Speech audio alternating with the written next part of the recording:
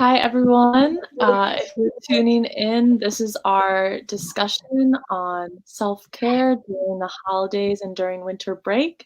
I'm so happy to have everyone with us, and if you're tuning in, we're happy to have you. So we're going to start things off and just introduce everyone that we have today speaking. My name is Francesca. I am the interim head of the Mental Health Committee for Student Government, and I'm studying international studies and Spanish. Christine, if you want to let everyone know. Yeah. Hi, everyone. My name is Christine, and I am a first-year grad student for the Clinical Mental Health Counseling Program. I'm also a grad assistant at the Office of Health Promotion and Wellness. And thank you so much, Francesca, for inviting me here. Yeah, we're happy to have you. Watfa, you can go ahead. Hi, everyone. My name is Watfa. I use she, her pronouns, and I am the vice president of SGA this year. Oh, my major. I'm studying neuroscience with minors in community service studies and psychology. Awesome. We're so glad to have you, Watfa. And last but not least, Marcus. Hi, I'm Marcus Robertson, him pronouns. I am a senior at DePaul now, majoring in journalism, and I am the executive vice president of student affairs and the soon-to-be head of the mental health committee. Awesome. So thanks everyone for being here. I always like to do a check-in before we start because I think it's really important that everyone is always checking in with themselves, how they're feeling throughout the day or throughout your week. And so to start things off, we're just going to go through and list how you're doing, scale from 1 to 10, 1 being the worst and 10 being the best. Again, just give us a number. There's no need for explanation. It's just good that you're knowing yourself and knowing where you are. And if folks at home want to do this too, we would love for you to reflect. So we'll start with Marcus this time. I would say right now, I've got some childhood friends staying with me, so I'm not alone for the holidays in Chicago. So I'm doing pretty good. I'm like a good 7 or 8 probably. Okay, awesome. Watfa, how are you feeling? I think I'm a good 8, maybe a 9 if we push it a little bit. It's just been a really chill week so far, so I'm really grateful for that. Good. Christine? I would say 5. I'm doing all right, but I'm happy that it is the starting of the weekend, which I always look forward to. Okay, good. I also think I'm a 6, just because it's lovely to see all of you, but normally I'm just, cruising right now. But I am so glad that most of our numbers are pretty high. That's lovely. And if not, we'll see how we feel at the end of this. But yeah, thank you all so much for that. And then finally, just to get us really centered and focus on what we're about to talk about, I think it's really important that we honor ourselves and we honor this space. And so we're just going to all together do a really quick breathing exercise to get our minds and our bodies kind of relaxed and ready to go through this process of really opening up together. And so what we're going to do today is a really easy one, but I think it's really effective. We're going to inhale, and when we inhale through our nose, and we're going to squeeze our shoulders in. And when we do this, you want to think of an intention or a positive feeling, and you want to bring all of that positivity in. And then on our exhale, we're going to do an open mouth exhale and kind of release anything that might be holding you down today, or anything that has been on your mind that you feel like you don't want to carry into this conversation or into the rest of your day. And I think that will help us just be really clear about what we're going to do, and also just kind of feel a little bit more present in our conversation. So if you all want to join me, we're just going to breathe in, positive, and out. Let go of anything. Okay. Thank you all for doing that with me. I hope this helps us to have a really productive space and conversation. And since we're talking about that, we should talk about why we are all here, which is the fact that we did it. We made it through autumn quarter, which everyone at home should be really proud of themselves. This is always a tough one. We had, as we talked about in our last mental health talk, we had an election that was huge. We were doing online learning. So it's really awesome that we're here today. But we do have more hurdles coming up this month. So, we've just gotten over a lot of stressful finals. The holiday season is coming up. Hanukkah started yesterday. We have, Christmas, Kwanzaa, and many other holidays. And on top of it, we have a winter break. So it's going to bring a lot of new things, which can be super positive and fun, just like how we had something positive to hold in the beginning. But we also are going to take on a lot of new weight, which can be like different types of stressors during this time, which is kind of that negative stuff that we really want to be able to get rid of or at least acknowledge. And on top of everything, we cannot ignore that we are still dealing with COVID-19. And unfortunately, as we all knew, the second wave has come, and because of its flu season, and it's a lot easier now because of the colder weather, if you're in Chicago particularly, so that this is really spreading at really intense rates. And so I feel like that's really a huge component of what's making the holiday season a lot different this year. So it's a lot of things, and we felt that we should talk about it. We should talk it through. We should see where everyone's at, how everyone's feeling, and what we can do as individuals and as a community to kind of combat some of these things. So I guess we can start by saying, let's go around. How is everyone, what are you doing this year for the holidays? Is it different from last year? And how are you feeling about it? Wafa, do you want to start how your break is going? My break is going pretty well. I don't celebrate any of the holidays that occur during our break typically. But something that my friends and I usually do is there's this like huge Muslim convention that happens in the city at McCormick Place, and I've gone for like 3 years now. It's something that we kind of look forward to all year, and it happens to be like from Christmas to New Year's. So when all of my like non-Muslim friends are celebrating Christmas, I'm with my friends and we're doing that. Obviously, that's not happening.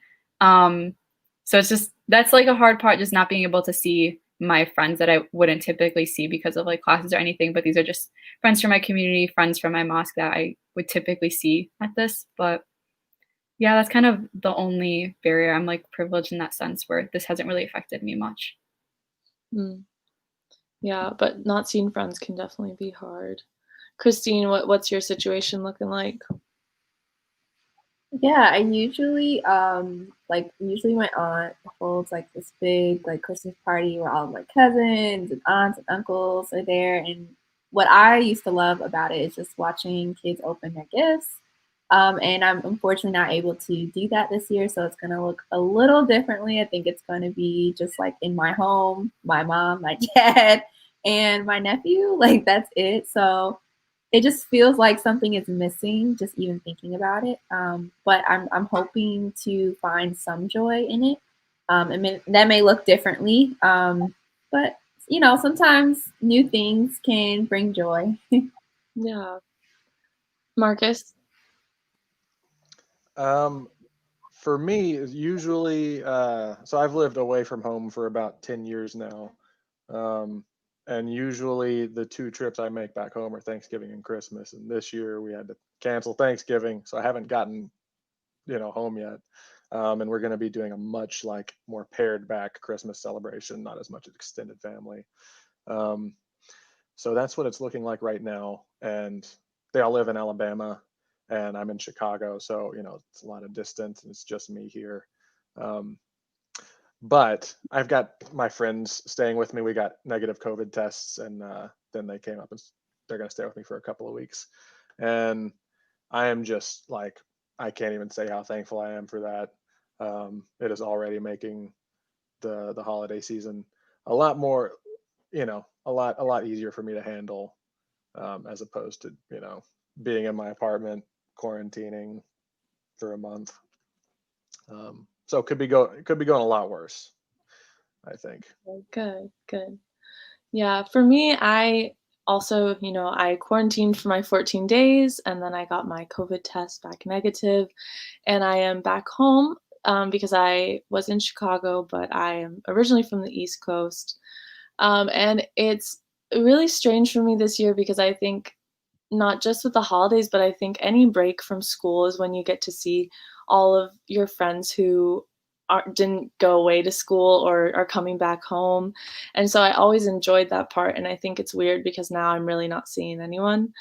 And I celebrate Christmas, and it's going to look different because my younger sister is like working, and so we're all just we're taking precautions. So it's going to be a masked 3-person Christmas, but I think that I'm very grateful to have that at least.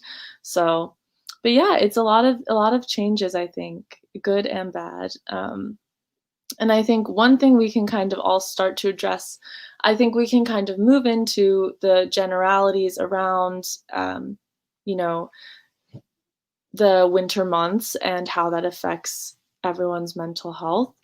I think, one thing we should all talk about is seasonal depression. Whether or not, that affects people, I think it's something we should talk about because it's getting really cold and it's getting really dark. And I think with COVID, it feels a little bit different because our outdoor gatherings are really limited now. So, does anyone have any thoughts on that? Yeah, I actually just did a workshop on seasonal affective disorder. And so now I have a fresh set of content. But I had this slide about, Chicago and depression and what's going on now, and how I believe it was from January to February was the longest stretch of cloudy weather. And that really impacts not only those who have depression, those who have SAD, but also for those who experience the winter blues.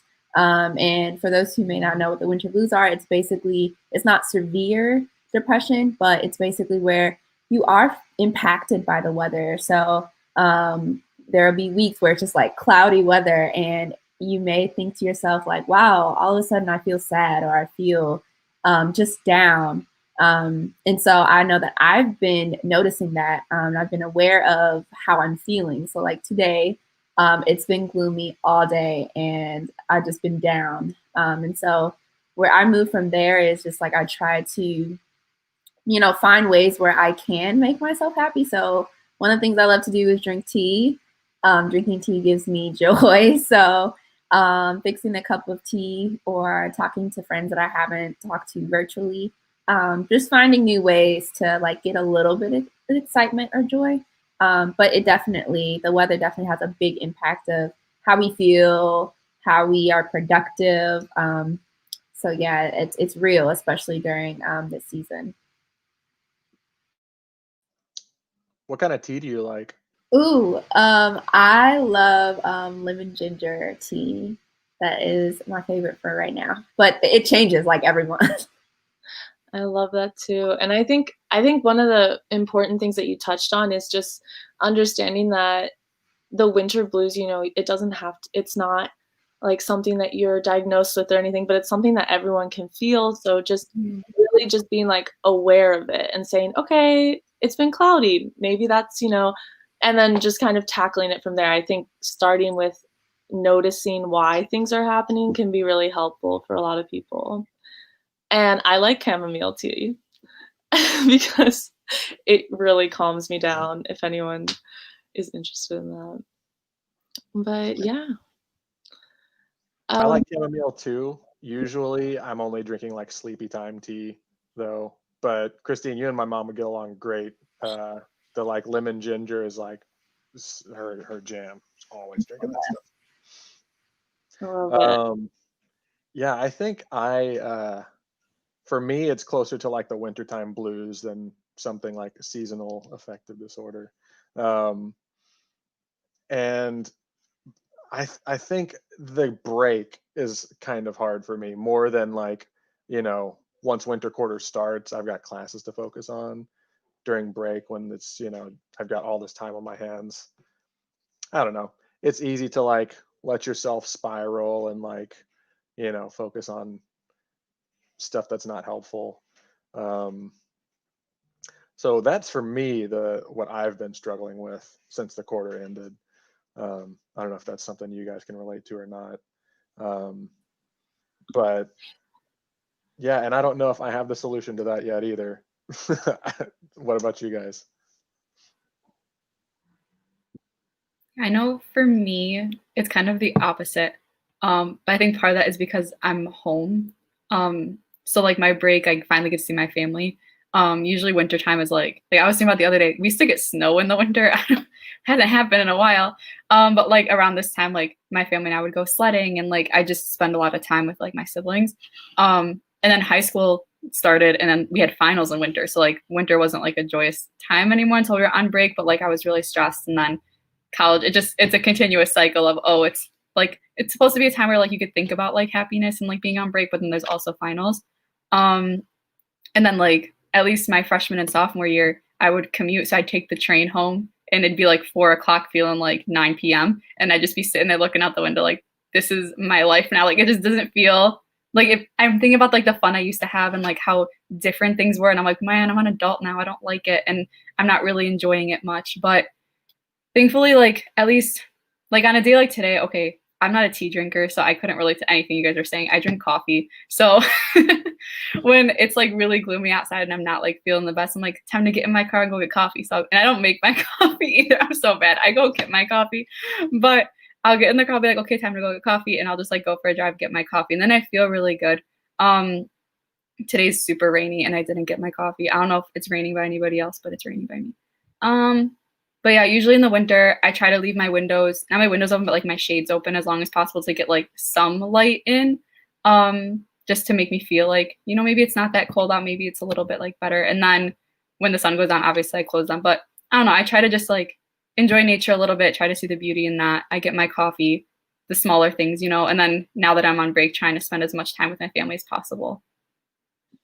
Yeah, I think kind of what you all talked about is, even though Watfa feels different than Marcus, kind of that idea of routine, and Marcus is like, where is my routine? And Watfa's finding the small things to kind of keep her balanced. And I love to see that, because I just graduated, so I think for me it feels like a total detachment of space and time, so it's nice to hang on to certain things. Even I think people put too much pressure on it. I think even just saying I'm going to eat breakfast, lunch, and dinner today is like a way of just making sure that you're taking care of yourself and keeping yourself grounded.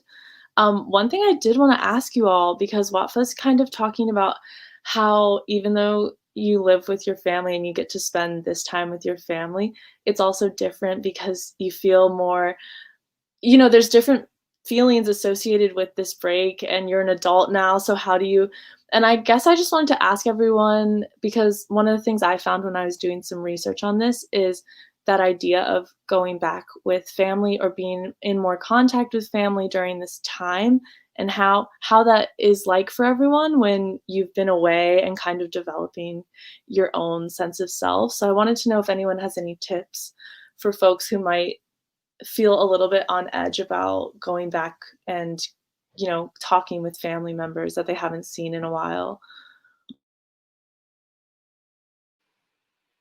I don't have any tips, but I have like maybe a follow-up if anyone can relate to it or add to it. Something a friend and I were talking about the other day is like that feeling of guilt. So like we both live home, and we're talking about grad schools and like how we're most likely not gonna be living home when we start grad school, and how like even now if we're working all day or we're studying all day and we don't see our family, like we feel this guilt. And then like I want to spend a whole day with them. So for me, like during finals week, I was in my room studying all day. And then like my family's all just like chilling, and I felt guilty for like not being able to spend time with them. And then there's that guilt of like, oh, I'm becoming an adult. Like I have my own responsibilities. I have things going on. So yeah, I don't, my thing is a little different, I guess, because like it's not a matter of like I need to prepare to see my family. It's like I need to prepare to not be around them, because I'm so close to like, I'm so used to being close to them and being with them all the time. So I don't know. I was just putting that out there. I don't really have an answer to Francesca's question though.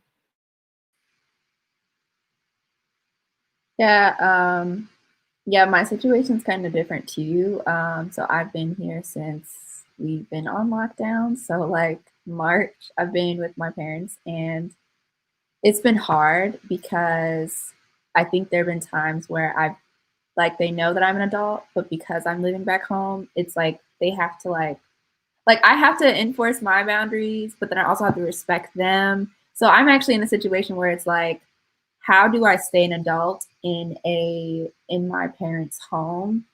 And so I don't know. I know this is not an answer to the question, but if anyone that's watching and you're in a situation like I am, I think one thing is to really think and write down some boundaries and kind of just talk to whoever you're living with, whether it's family members or roommates. Let's say you're like tired of seeing the same people at the same like for a long time.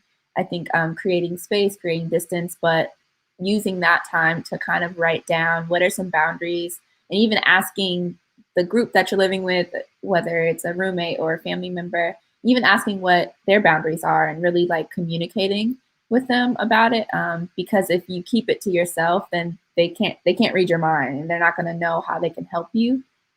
So that is what I would give to my a tip for my situation. Yeah, I love that. For me, I think I'm a little bit older than y'all. So I don't live with my family, and I've been, my developing my identity for a little bit longer, and but I have noticed recently a lot of my family's identities and views have kind of altered a little bit, gotten um, more intense versions of what they were before. And dealing with that is so tricky, and I don't know how to do it. I kind of feel like if I have family members that are like that and are, bringing stuff up that I think needs to get corrected, I don't know if there's any point in doing it if I'm not close enough to those family members for my opinion to matter to them. And so I don't know. I'm kind of just trying to, in those instances, like separate myself, and like it's not worth getting into because, if it's my mom or my dad, I'll tell them why, you know, hey, this isn't cool to say or think. But the cousin that I see only on Christmas, probably not going to waste the time and energy on them because they're not going to listen to me anyway. Um, so anybody going through that kind of thing, that's my advice.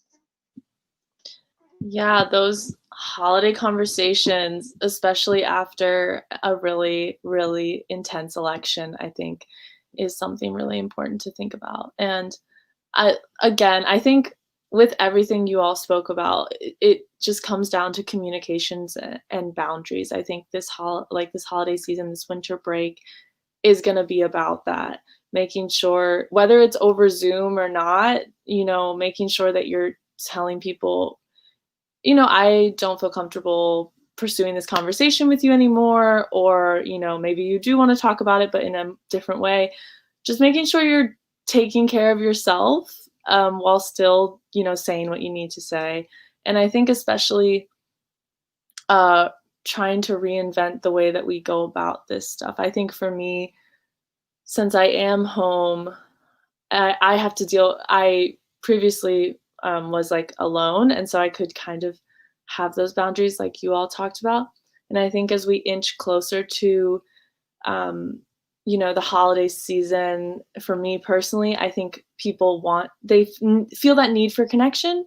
And so they want to have gatherings. And for me, it's been a lot about saying, reminding people that while it's the holiday season, it's still COVID. So we need to talk about what we're doing before we do it. It takes that extra planning, I think.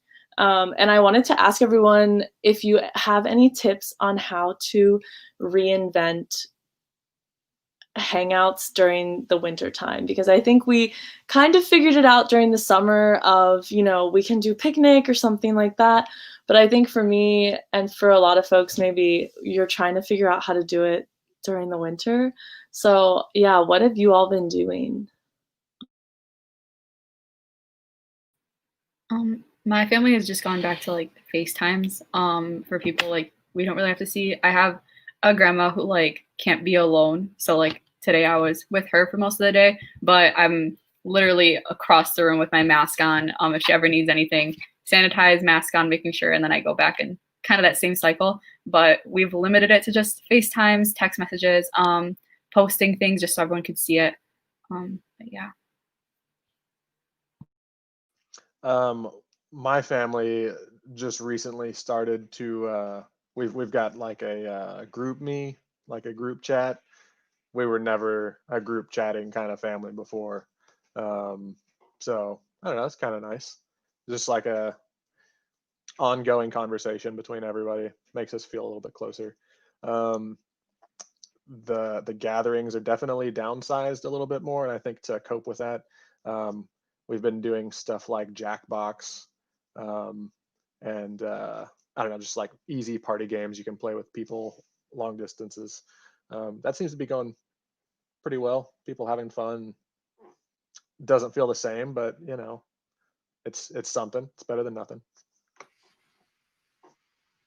Yeah, for me, yeah, FaceTime is definitely our best friend, or WebEx. My family's using WebEx. I feel like it's not a software that I use, but or application that I use, but I know for like Thanksgiving, what we did is like basically like I had dinner with like my parents, and we FaceTime or WebEx like other like extended family members. So like while I'm eating, you see like a screen of like different people, so different screens, which was cool. It was definitely different, but it was nice because I could still hear the chatter, which is what I always hear.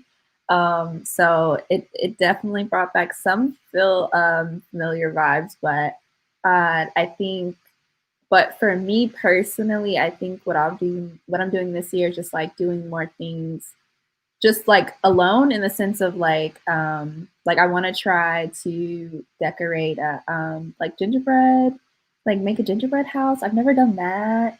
So I'm probably gonna like buy something and like make hot cocoa. Really just try to bring all these activities and either do it alone or with like my mom or my dad. Because I don't think I did that last year because there were just so many things that I was able to do. But just trying to do something new, because I think whenever we're doing something new, it's just so exciting.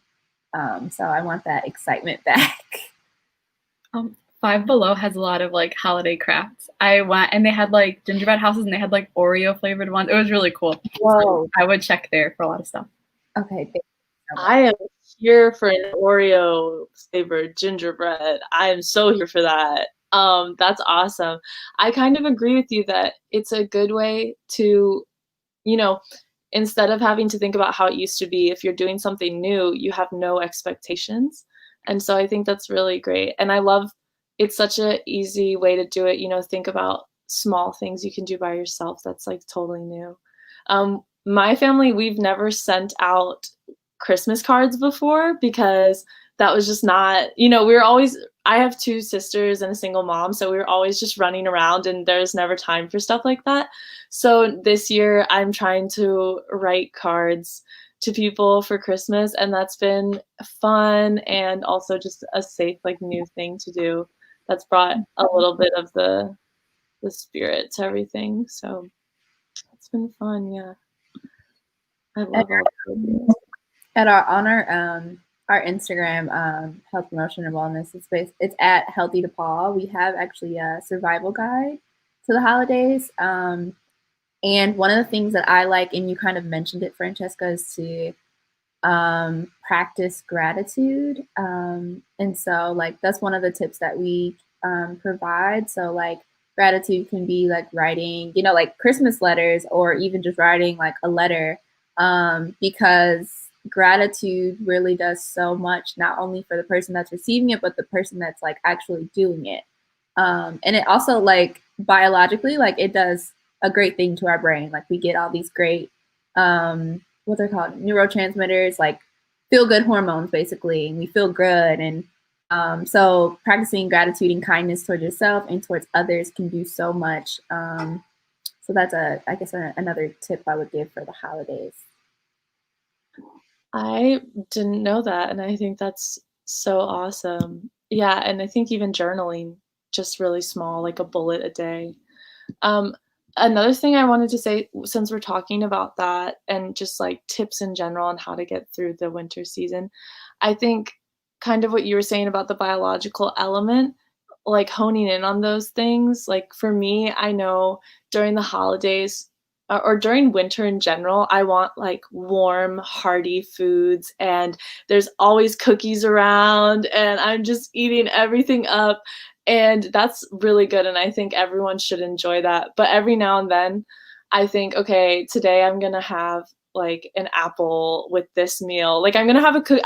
You should still have the cookie, you know, but I'm gonna have like an apple with it, so that I feel so that you're still keeping yourself balanced in kind of the way that you used to be as well, and making sure that you're taking a walk, or doing some type, like doing a dance party in your room. I think that sometimes during the winter I forget about those things because I'm freezing cold and I don't want to move, and all I want is like really creamy like potato soup or something.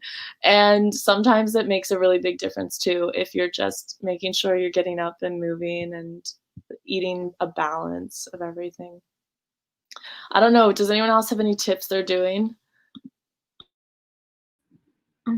Something I can add that you just reminded me of. So over break, I sleep a lot. Obviously, like when you're on break, you have nothing else to do, you sleep.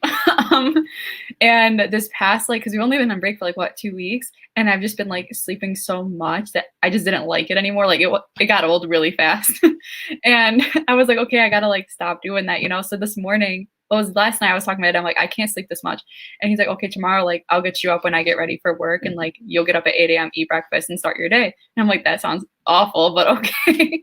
And I woke up at 8 a.m. and like ate my breakfast, and it just, well, I don't eat breakfast normally either. This is just, I'm a mess. I don't eat breakfast normally either, but I was able to like eat breakfast and get my day started. And then like before I knew it was only noon, and I'm like, I still have so much of the day left. So I don't know if anyone is in that situation where like you feel unproductive because like you're sleeping a lot, or you feel more tired because you're getting so much sleep.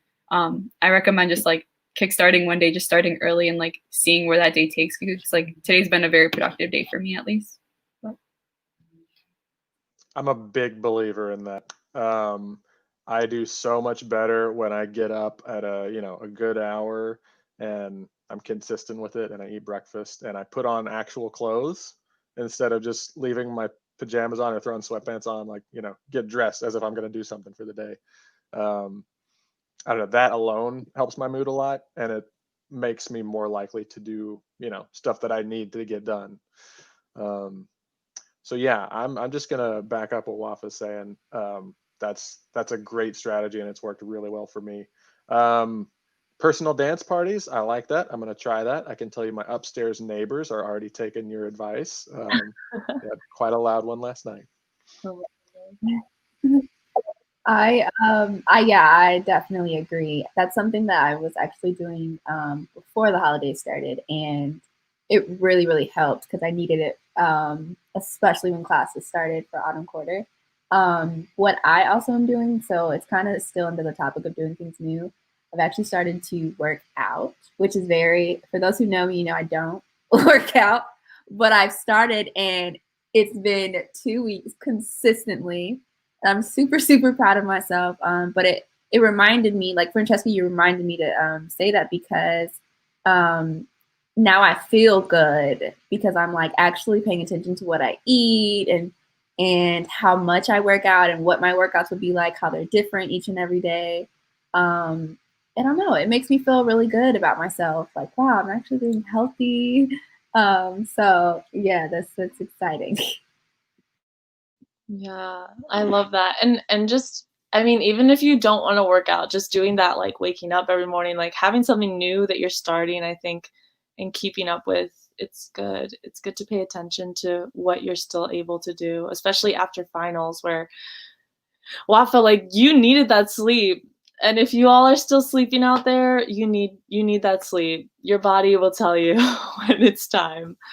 Um, I guess one other thing I thought of that has to do with kind of the winter season, especially around holidays, But I think now with COVID-19, it's kind of more relevant is budgeting and how you start to think about ways that you can, have festivities or, get things, get gifts for people, whatever that may be during this time, because I know a lot of folks are experiencing like a lot of financial hardship. And so I wanted to know, do you all have any suggestions for DIY gift giving or things like that? I do. I love being creative. So some of the things like I'm all about like it's the thought that counts. So I've never really I don't go crazy with buying Christmas gifts. I'm very thoughtful in the sense of okay, like what does this person need? But I also think like what does this person need right now? So thinking about COVID and thinking about if that person's living alone, you're like, what does this person need and what so thinking of that. And then I think about like, okay, what does this person like? So I know like writing letters or maybe decorating that letter, and that could look like it's an online letter or it could be animated or and it probably sounds daunting for others, but that's also learning a new skill, right? Like learning how to animate something. And so you're also gaining something from it, but it's a different thing and it doesn't cost much. But then also things that you can do like handcraft things. I'm pretty sure you can look on Pinterest to see like Christmas gift ideas, DIY, or even on YouTube. I know there are a lot of crafty things. You could also do like a DIY project and then also buy them something. So you're not spending that much money, but you give them both. For us, like my friends and I did like a gift exchange thing for our holiday season back in the summer, and we did it like really low budget. So we were able to like put our own creativity in it, like write letters and stuff like that. But there's also websites that like I should know the name of the website considering we use it so much. But there's a website that you can like input everyone's name, and then you can go like make a wish list, and you can assign a budget too. So like we made our budget like whatever we were all comfortable paying, and that way we knew like someone else wasn't going to spend more on my gift than I would have spent on theirs. And like that kind of feeling of guilt because we set that budget and you were limited to whatever that person put on their wish list.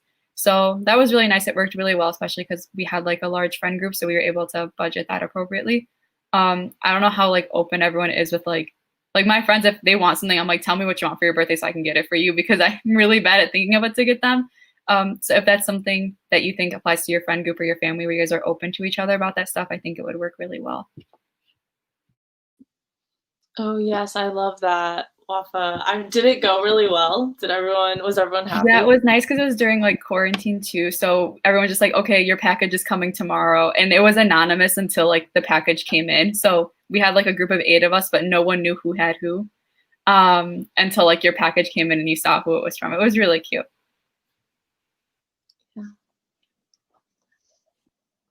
I am a believer within the last few years of handmade Christmas cards. I just think it's like a really nice touch. I don't know, do the artwork on the front, or make a collage, a mosaic out of something. Get creative, and then inside poem. See what you can come up with. Write a poem, quote a passage that you connect with this person in your mind, or like a memory, just something thoughtful. It doesn't have to take any longer than a few minutes, or if you really want to put your heart into it, maybe a little longer than that, but it's as cheap as the paper you write it on. And when I get them, I don't know, it means just as much as a gift that did cost money. So yeah, that's my recommendation. Or just guilt your girlfriend or boyfriend into buying a PS5 for you like I did. Just kidding, I don't have a girlfriend. Oh my gosh. Yeah, well, prior to your closing statement, Marcus, I was all with you. And I just think that to like kind of think about it, I think that everyone understands. I think one thing that we can kind of appreciate during COVID is that everyone understands things, like the value of things so much more. And I remember throughout COVID, just whenever I would get something in the mail, whether it was a card or anything, I just felt so grateful to be receiving something from someone else. And I think that if anyone is feeling anxious about not being able to provide, you know, what their expectations are for the holidays, or, what their expectations are for coming home during break and being able to be with others, just know that the smaller things right now, I think, are counting for a lot more than we ever expected them to. So don't stress. Everyone's gonna be okay. Yeah, I think I was gonna just add, I think we're like harder on ourselves than like people are on us too. So when it comes to like those gifts and stuff, like I got my friend something and I thought it was the worst gift ever, but I didn't know what else to get her. I got her like something off Etsy. That's another thing. You can go on Etsy and like support small businesses and people that are making things for the holidays. That was a side note, but I got her like this cup on Etsy that had like a couple stickers on it that I thought like reminded me of her. And I thought it was just like a really low tier gift. And she's like, that's my favorite thing ever. Like I use it every day. So just like you're harder on yourself than your like friend or whoever's receiving the gift is going to be on you. So just keep that in mind. And yeah, I'm gonna echo Wafa, because this is something that I think is a lot different too because of COVID. It's so important. Like, it was important before, but I think this year, if you're getting any type of gift, like really see. And it's, again, it depends on your situation, but if you have the ability to do it, definitely see if there's a small business out there that you want to contribute to. Or, I just think it is so important right now. And yeah, I'm definitely trying to do it, and it is hard, but it's worth it, I think. Etsy has a ton of stuff. Literally anything. Like one of my friends is obsessed with Peppa Pig. Don't know why. If you just type that in on Etsy, so much stuff comes up. And the budget like can range from something you want to spend a lot of money on or something you like don't want to spend much on either. So definitely check that out. Yeah, you could also, if you have an Instagram, you can search a tag like small owned businesses, small businesses, like any hashtag. That's what it's there for. So whenever you put a hashtag on the search bar, all of the posts will be there. So that is another trick. No, yeah, right? Tip and tricks, right? That's a trick that I use when I'm trying to find like a small business that I've never heard of. So I use that. Amazing. I feel like we have already touched on so many different things that might be going through a lot of different folks' heads during this time. So I wanted to just like thank you all for all of your contributions, because I already feel better. I think I had so many, you know, ideas and just expectations for what this month is going to bring and the rest of the winter season. And you all have really, really put a lot of things in perspective for me. And I hope folks at home got a few helpful tips out of this as well.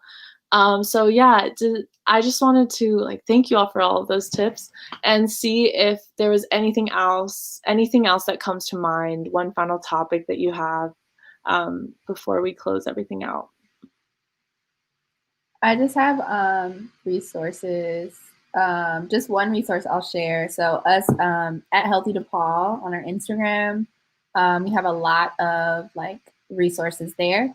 And then also the Mental Health Coalition, they have a resource library where it's like a list of resources. So there's like Black mental health resources, LGBTQ COVID-19 resources. It's like amazing.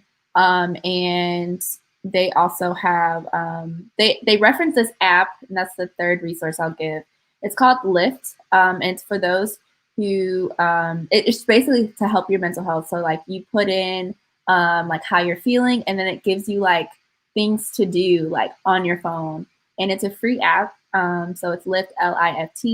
And it's something that I've been using. So if anyone would like to use it, yeah, it's free. Thank you for sharing those. I also have one like piece of advice too, that kind of goes with like, having an app to help you like just detach and like consider your mental health.